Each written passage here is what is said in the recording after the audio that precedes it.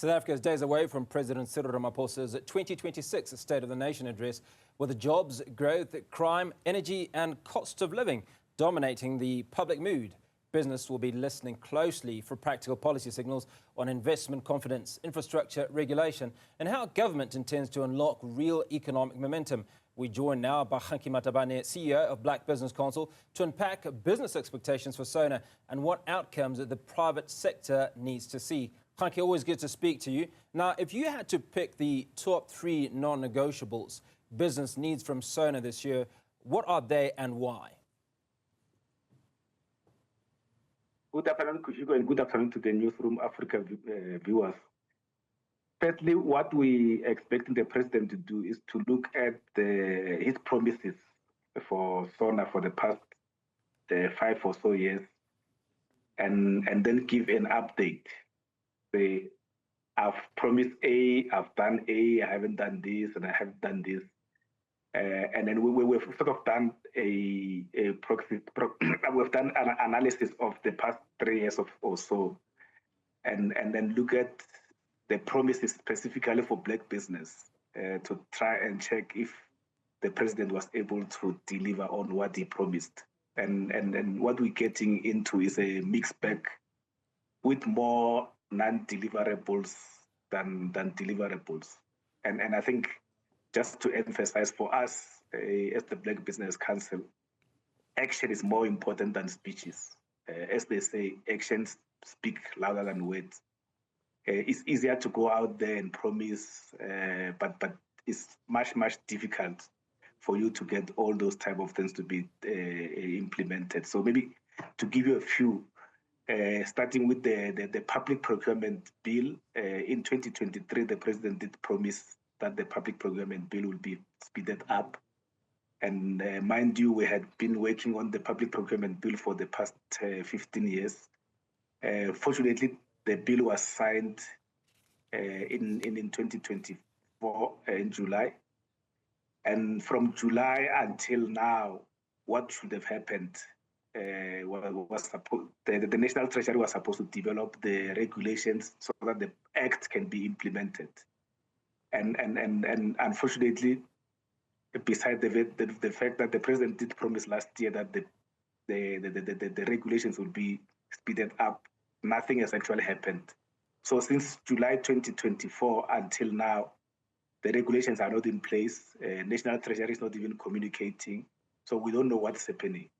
So I think it's very much important for the president to then come and say, I promised since the signing of the act that the regulations will be speeded up so that the act can be implemented. And what is important in the act for us is what is called the set aside. So you can set aside a certain percentage of the state procurement to different groups like women, youth, people with disabilities, black people. The other issue is the red tape. Everyone is complaining about red tape. The president in 2023 did promise that he's going to form a team. And indeed, he did appoint a team led by Sipho Pichana, Sipho Nkosi. And the team, unfortunately, have not necessarily achieved anything. I think the team just fizzled out because there was no cooperation from government departments, because you can't do a red tape process without having cooperation from government. There was an issue that the president said he was going to prioritize and support to black farmers, specifically the hemp and cannabis sector. And I think that was the last time we heard about that. Nothing has actually happened. So those are just a few things. We've got more, but those are just a few actions. The last one that is big is the transformation fund. The president in 2025 did commit that they will form a transformation fund. We note progress on that one, but unfortunately the transformation fund is not there yet, besides what was promised. So for us, those are the expectations in terms of the feedback. We don't expect, we don't wish for more promises. We were saying the promises made so far are sufficient and enough. Let's just get an update. There was a another big one about the infrastructure spent. There was a promise of a 940 billion infrastructure spent over the next 3 years. We need to know. A year has passed. What has happened? Was 1/3 of the 940 billion spent or not? Because so for us, it would appear, Kganki, from what you're saying, that the president has made numerous promises, especially to black business, but he's also made a number of promises to young people, to the unemployed. Now, unemployment remains stubbornly high at the moment. If we look at Q3 2023, we're sitting at 32.1%, which is about 7.9 million people. Q4 2024, sitting at 31.9%. Almost the same number, almost 8 million people unemployed. And this number has remained stagnant. So what stops business, labor, government and civil society from confronting this crisis head on? Yeah, Hugo, I think your figures are even understated. Remember, in that 31%, there are other people who are excluded, who are called people who have stopped looking for jobs. So how do you add those people who have stopped looking for jobs because they are still unemployed? It comes to 43%, which basically says almost half the population is unemployed.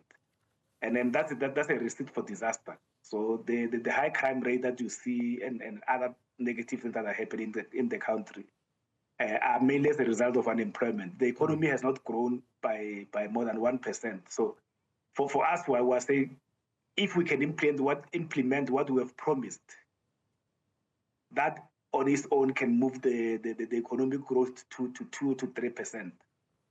So let's not increase the promises. Let's do what we said we'll do, implement what we said we'll do, and that for us will be able to help in reducing unemployment and growing the economy.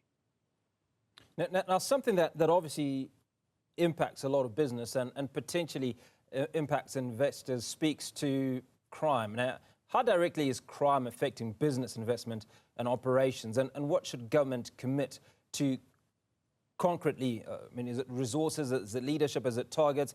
I mean, the stories that we are speaking about, they're covering around the Madlanga Commission, the ad hoc committee, all speak to sectors of government whose responsibility is to protect citizens, but they've been infiltrated by criminals to the highest degree.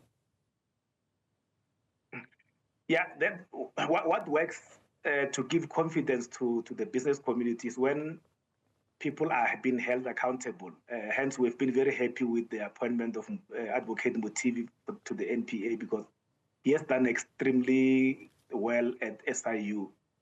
So it's important that all those cases that are stalling at NPA needs to be speeded up so that we can see people being held accountable. Because once we see people being held accountable, we are also deterring those ones who are thinking of doing something. And that will give business confidence. Because the crime rate for business is extremely high. We've got so many extortions in townships and rural areas. We've got people who are supposed to be completing projects, they can't complete them because people are looking for 30% and all those type of things. But it's important that law enforcement has to take its course. Law enforcement has to be very, very serious in dealing with those crimes. But also we need the community itself. I think as community, we need to be more organized. As business community and community in general, we need to be more organized. It used to happen in the 90s, even during apartheid, where communities themselves will take accountability and start dealing with crime on their own.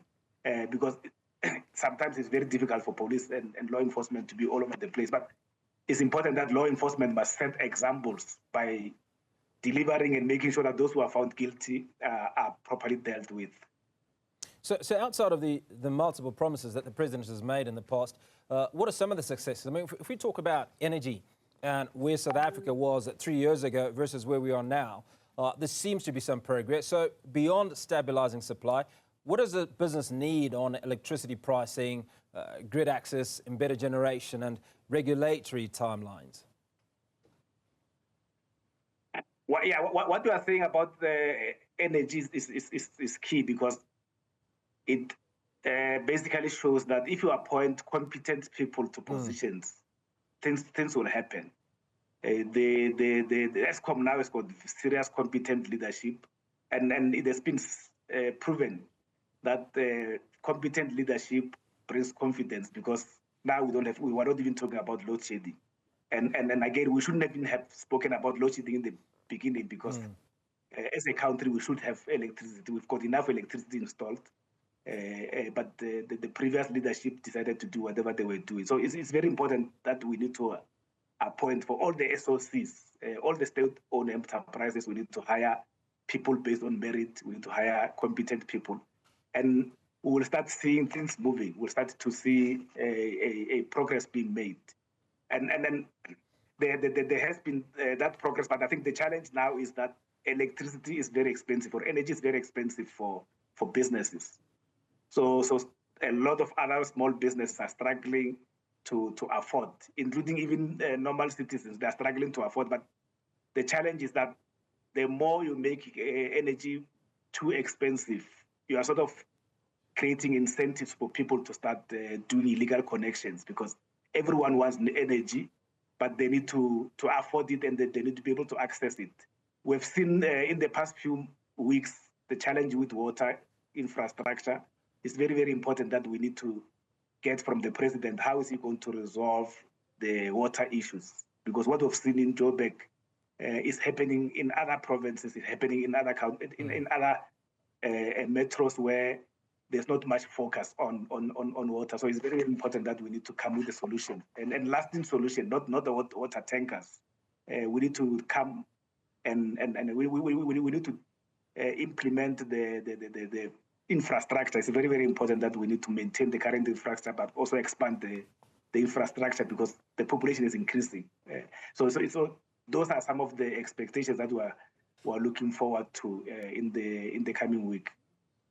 All right, well, in the coming week, we hope to have another conversation with you, Kganki Matabane, CEO of Black Business Council, giving us his expectations of what the president should speak about in the State of the Nation address expected during the course of this week.